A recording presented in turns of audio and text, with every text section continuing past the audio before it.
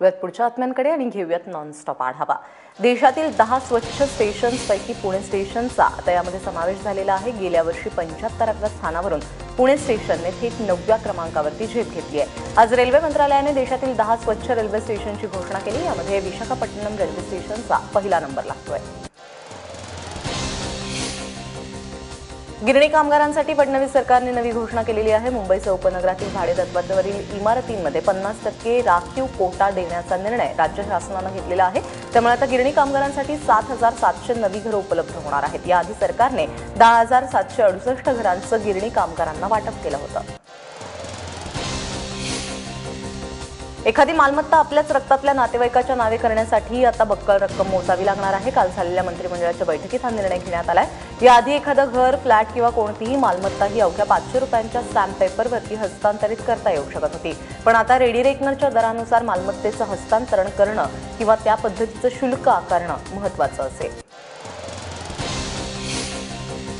यानंतर गृहकर्ज घेऊन इच्छिणाऱ्यांसाठी एक महत्त्वाची बातमी आहे। स्टेट बँकेनंतर आता आयसीआयसीआय आणि एचडीएफसी बँकेनं देखील गृहकर्जाचे दर कमी केलेत। आयसीआयसीआय बँकेतर्फे महिला नोकरदारांना 8.35% तर इतरांसाठी 8.40% दराने गृहकर्ज मिळणार आहे। नांदेड पनवेल नांदेड या ट्रेनच्या बोगी संख्येत वाढ करण्यात आलेली आहे। 21 मे पासून या ट्रेनमध्ये 4 स्लीपर कोच वाढवण्यात येणार आहेत। प्रवाशांची वाढती संख्या पाहता रेल्वे प्रशासनानं हा निर्णय घेतला आहे।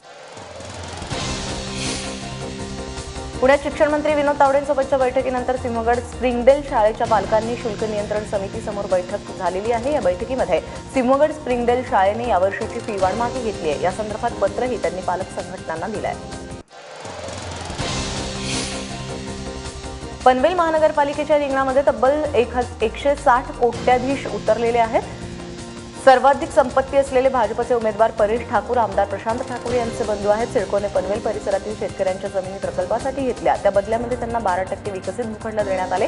त्यामुळे हे उमेदवार कोट्याधीश झाल्याचा दावा शेकापनं केलाय। पनवेलकरांनी आगामी महानगरपालिकेच्या निवडणुकीमध्ये मतदान केलं तर त्यांना मालमत्ता करात सूट मिळणार आहे। मतदान अधिकाधिक व्हावं यासाठी पनवेल महानगरपालिकेच्या आयुक्तांनी हा फंडा काढलेला आहे। त्यामुळे तुम्हाला मालमत्ता करात 25% सूट मिळू शकेल। दरवर्षी पाणी कपातीचा सामना करणाऱ्या मुंबईला यंदा मात्र कोणत्याही कपातीचा सामना करावा लागणार नाही, कारण पावसाळा तोंडावर असताना देखील मुंबईला पाणीपुरवठा करणाऱ्या जलाशयांमध्ये तब्बल 98 दिवसांचा पाणीसाठा शिल्लक आहे।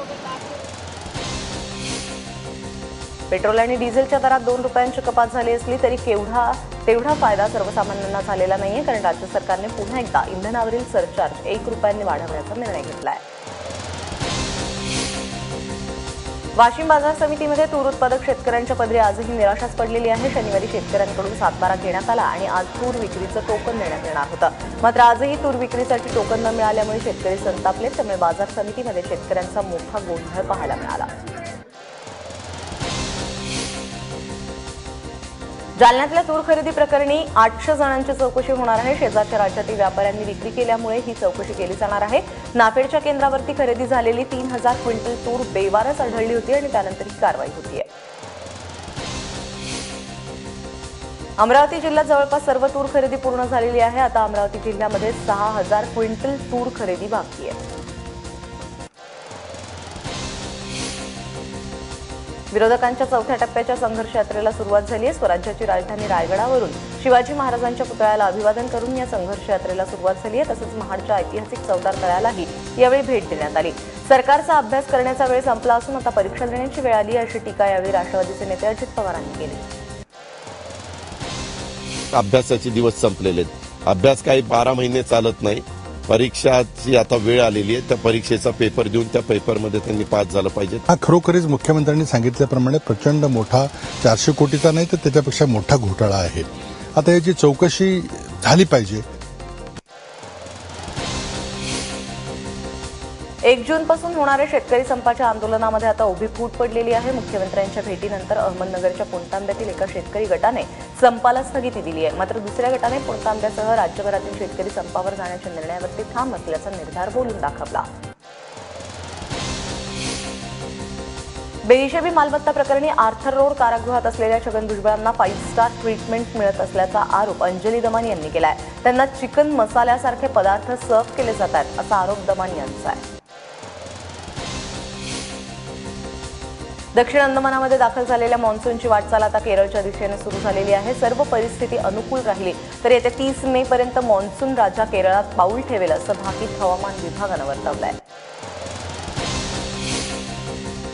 यंदाच्या वर्षातल्या एप्रिल महिन्यातल्या उष्णतेने रेकॉर्ड नोंदवलेला आहे. मागचा महिना हा गेल्या 137 वर्षातला दुसरा सर्वात उष्ण महिना ठरलेला आहे. अमेरिकेच्या अवकाश संशोधन संस्था नासानं जाहीर केलेल्या आकडेवारीनुसार गेल्या महिन्याचं तापमान सरासरी वर्षातल्या तापमानापेक्षा 1.6 अंश सेल्सिअसने जास्त होतं.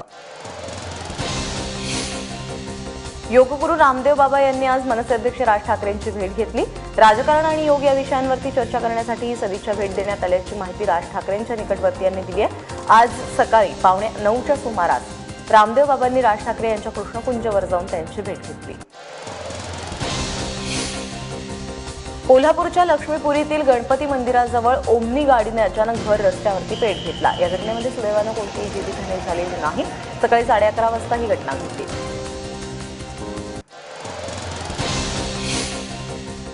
महाराष्ट्राची ऑलिम्पिक धावपटू ललिता बाबर लग्नाच्या वेळीत अडकलेली आहे. महसूल खात्यातील अधिकारी संदीप भोसले यांच्याशी साताऱ्यामध्ये मोठ्या थाटात विवाह सोहळा संपन्न झाला.